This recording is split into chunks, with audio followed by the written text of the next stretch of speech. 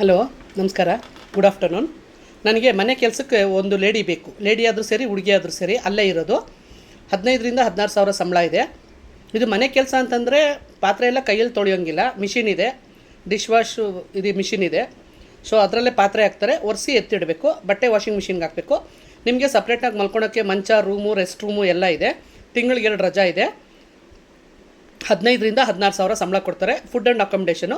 ಮತ್ತು ಅವ್ರ ಮನೇಲಿ ಒಂದು ಪೊಮೋರಿಯನು ನಾಯಿ ಇದೆ. ನಾಯಿ ಇರೋದಕ್ಕೆ ಹೆದರ್ಕೋಬಾರ್ದು, ಅದೇನು ಕಚ್ಚಲ್ಲ. ಓನರು ಮಗು ಥರ ಸಾಕೊಂಡಿದ್ದಾರೆ ಅದನ್ನು. ಅವ್ರ ಮನೇಲಿ 4-5 ಜನ ಇದ್ದಾರೆ. JP ನಗರ, ಡಾಲರ್ಸ್ ಕಾಲೋನಿ.